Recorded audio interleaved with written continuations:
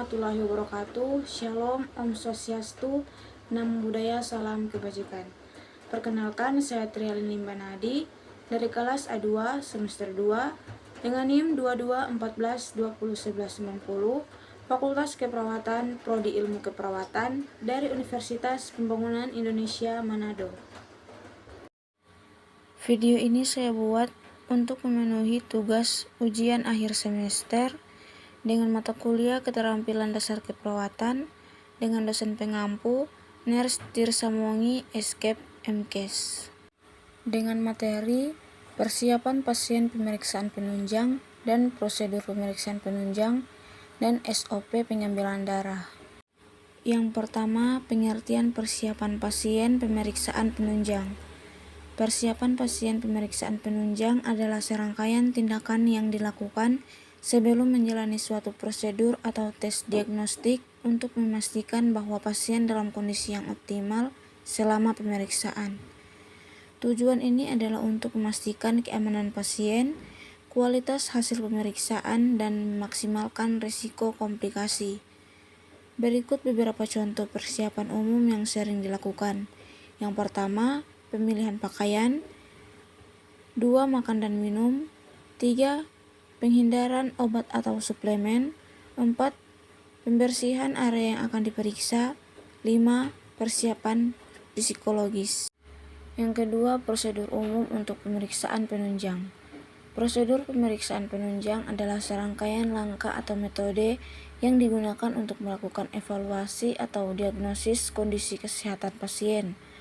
Jenis prosedur pemeriksaan penunjang bervariasi tergantung pada tujuan dan jenis kondisi yang sedang diidentifikasi atau diagnostik. Berikut ini adalah beberapa contoh prosedur pemeriksaan penunjang umum yang sering dilakukan. Yang pertama, radiologi. Yang kedua, laboratorium. Yang ketiga, endoskopi. Yang keempat, elektrokardiografi. Yang kelima, biopsi. Yang keenam, pemeriksaan pencitraan lainnya. Yang ketiga, standar operasional prosedur atau SOP saat pengambilan darah vena. SOP pengambilan darah vena adalah panduan atau prosedur standar yang digunakan dalam praktik medis untuk melakukan pengambilan sampel darah dari vena seseorang. Pengambilan darah vena adalah proses di mana seseorang profesional kesehatan mengambil sampel darah menggunakan jarum suntik yang dimasukkan ke dalam vena, biasanya di lengan. SOP pengambilan darah vena menjelaskan langkah-langkah yang harus diikuti secara sistematis dan aman untuk memastikan bahwa pengambilan darah dilakukan dengan benar dan sesuai dengan standar medis yang ditetapkan. Tujuan pengambilan darah vena adalah untuk memastikan keselamatan pasien dan profesional kesehatan serta integritas dan kualitas sampel darah yang akan diambil. SOP atau prosedur standar untuk pengambilan darah. Yang pertama, persiapan. Cuci tangan dengan sabun antiseptik dan gunakan sarung tangan yang steril. Siapkan semua peralatan yang diperlukan, termasuk jarum suntik, tabung pengampul darah, alkohol swab, kapas, plester, dan tempat pembuangan jarum yang aman.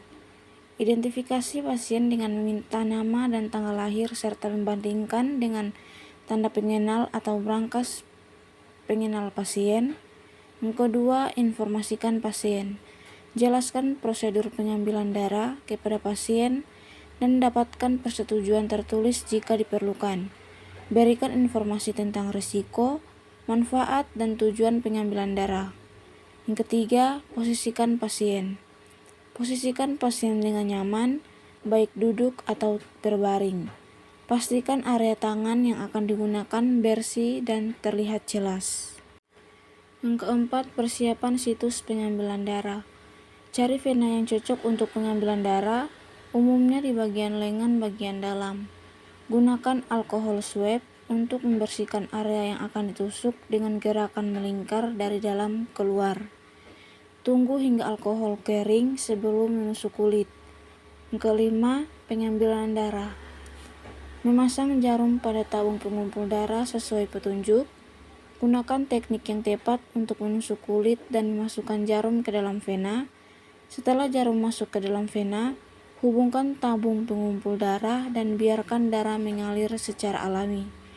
Jika diperlukan lebih dari satu tabung, ganti tabung dengan yang baru tanpa melepas jarum dari vena. Goyangkan tabung dengan lembut untuk memastikan darah tercampur dengan antikoagulan jika diperlukan. Yang keenam, selesai. Setelah pengambilan darah selesai, lepaskan jarum dari vena dengan hati-hati dan pasang kapas pada situs tusukan. Berikan tekanan pada kapas dengan lembut dan kemudian tempelkan plester untuk melindungi area tusukan. Buang jarum suntik ke tempat pembuangan yang aman sesuai dengan peraturan dan kebijakan yang berlaku.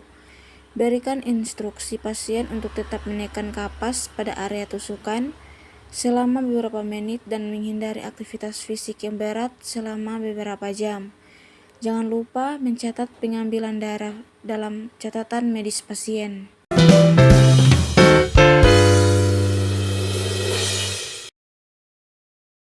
Selamat datang di Universitas Pembangunan Indonesia Manado yang terletak dekat dengan kawasan bisnis Bahu Mall Manado. Tempatnya di Kelurahan Bahu, lingkungan 3 Manado, sangat strategis di pusat kota Manado. Dibangun di atas lahan seluas 2,5 hektar, Universitas Pembangunan Indonesia Manado berdiri megah dengan ruangan 7 lantai, terdiri dari ruangan kelas, ruangan kantor, perpustakaan, laboratorium komputer, laboratorium keperawatan, pengadilan semu, dan laboratorium bahasa, kantin, serta rooftop di lantai atas. Universitas Pembangunan Indonesia Manado memiliki 6 fakultas dengan program studi, yaitu Fakultas Pertanian, Prodi Agribisnis, Fakultas Hukum, Prodi Hukum, Fakultas Teknik, Prodi Teknik Elektro dan Teknik Sipil, Fakultas Ilmu Sosial Ilmu Politik, Prodi Ilmu Politik, Fakultas Sastra, Prodi Sastra Inggris, Fakultas Keperawatan, Prodi Ilmu Keperawatan, dan Profesi Nurse. Didukung oleh sumber daya manusia yang berkompeten dan tersertifikasi, Universitas Pembangunan Indonesia Manado memiliki dosen dan tenaga kependidikan dengan latar belakang S2 dan S3 lulusan dalam dan luar negeri.